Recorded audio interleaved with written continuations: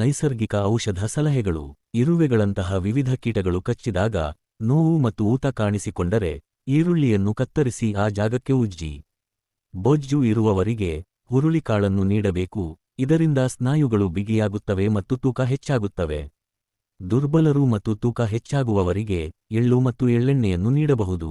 ಸಾಸಿವೆಯನ್ನು ಪುಡಿಮಾಡಿ ನೋವಿನ ಜಾಗಕ್ಕೆ ಹಚ್ಚುವುದರಿಂದ ನೋವು ಕಡಿಮೆಯಾಗುತ್ತದೆ. ಪ್ರತಿದಿನ ನೀರನ್ನು ಕುದಿಸುವಾಗ 1 ಹಿಡಿ ಒಣಶುಂಠಿ ಸೇರಿಸಬಹುದು.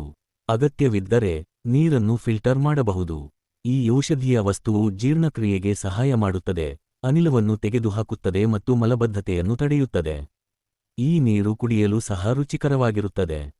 ದೇಹ ಆರೋಗ್ಯಕ್ಕೆ ಸಂಬಂಧಿಸಿದ ಇಂತಹ ಅಮೂಲ್ಯ ಮಾಹಿತಿಯನ್ನು ನೀವು ಮಾತ್ರವೇ ಅಲ್ಲ, ಇತರರಿಗೂ ತಿಳಿಸಿ, ಹೆಚ್ಚು ಹಂಚಿಕೊಳ್ಳಿ. ಪ್ರಾಕೃತಿಕ ಆಹಾರ ಮತ್ತು ಆಯುರ್ವೇದ ಸಲಹೆಗಾರರು, ಪಾರಂಪರಿಕ ಚಿಕಿತ್ಸಕ ಸಿದ್ಧವೈದ್ಯರು ಸುರೇಶ್